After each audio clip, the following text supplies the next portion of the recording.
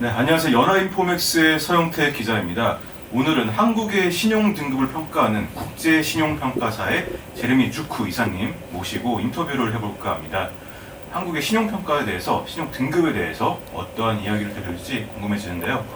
Nice to meet you, Mr. Juk.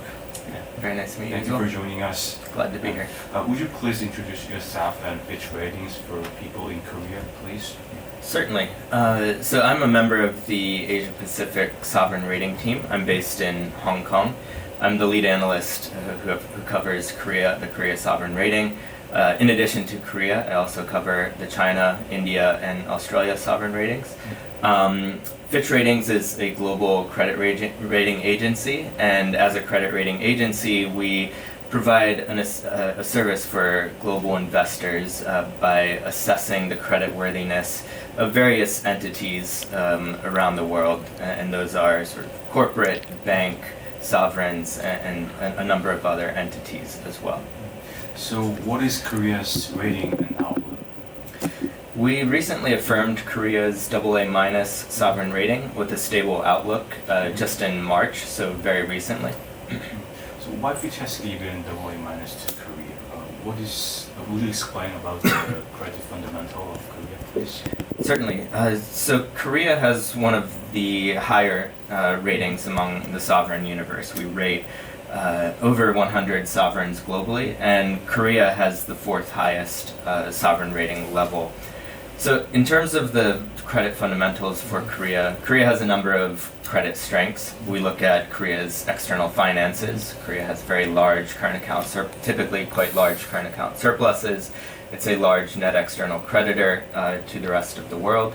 And Korea, despite a bit of an economic slowdown, does have a rather resilient macroeconomy compared to many of its rating peers, has a very dynamic export sector that helps to drive that growth as well.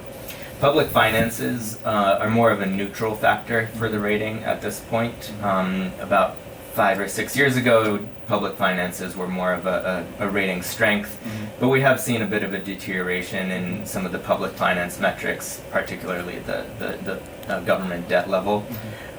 In terms of negative aspects for the rating, I think some of the key constraints for Korea's sovereign rating, first of all, relate to geopolitical tensions with North Korea. We see that as a bit higher than in other similarly rated AA peers. So I want to learn about your expectation. So what is your 2022 for GDP growth rate forecast? I want to know about the monetary policy forecast too. So this year we're forecasting 2.1% growth and forecasting a further increase to 2.7% next year. The GDP release that came out this morning for the first quarter of 2024 was an upside surprise. It was well above our expectations, so we may be revising up our 2024 forecasts on the back of that. In terms of the key drivers, I think first of all, the export outlook has turned quite positive for Korea, especially in the semiconductor sector. We're in the midst of a very strong upcycle in semiconductors, and that's really supporting Korea's manufacturing as well. Adding a bit of a constraint, though, is higher interest rates and the impact that has on domestic demand. Household consumption has been somewhat subdued, and investment outlook is a bit more modest as well. Although the first quarter GDP number did show some positive signs on the domestic demand outlook. When we think about monetary policy, Fitch is forecasting 2 rate cuts this year, 2 25 basis point rate cuts, taking the rate to 3% by the end of this year. We expect those rate cuts to begin in around September. The driver of that is we do think inflation is trending downwards in Korea towards the 2% level by 2025. And given that more subdued domestic demand environment, we think that gives the Bank of Korea space to cut the policy rate. A key risk to that, I think, is the outlook around the U.S. Fed. We are currently expecting 3 rate cuts by the Fed, but market expectations around that are shifting, and if the Fed cuts rates, has fewer rate cuts than we expect, that could lead BOK to keep their rates higher as well. Do you believe that the government's commitment to keep the fiscal soundness in the future is a reliable idea? Yeah, we still think that the current administration is quite committed to fiscal consolidation. In the past year, we have seen a bit of a deterioration in fiscal metrics because revenue took a very large hit in 2022 or 2023, and that's continuing into this year.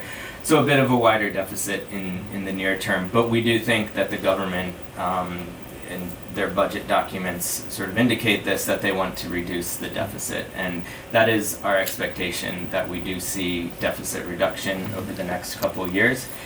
I think in terms of the election outcome, we still expect that even with the opposition maintaining its majority in the National Assembly, that we will see some consolidation in the next couple of years.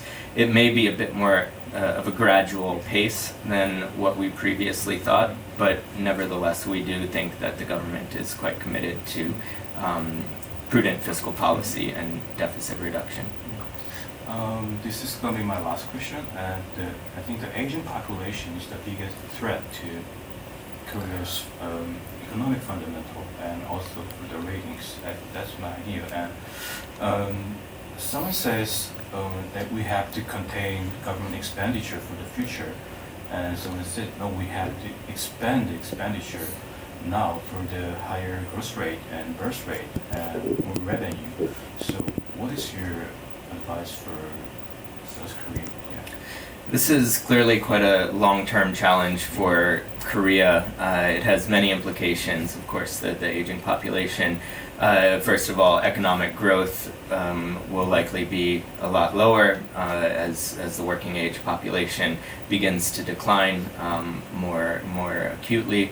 And it has fiscal implications as well, because older population generally requires higher fiscal burden in terms of healthcare and other pension-related expenditures. And so I think our view is that Korea, for the time being, has to maintain a bit more fiscal buffer and fiscal space so that it can be able to manage some of those long-term pressures that are likely to come on the fiscal side. So lower debt now will help Korea to manage be more able to manage some of the spending pressures that come with that. In terms of the growth outlook, I think what we're looking for is in terms of structural reforms and the potential impact that can have on productivity and help to offset some of the headwinds from a lower population. Thank you for the comments, and thank you for joining us today.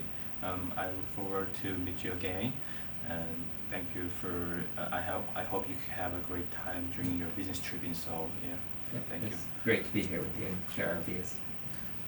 지금까지 피치 레이팅스의 제레미 주쿠 이사와의 인터뷰를 진행했습니다. 감사합니다.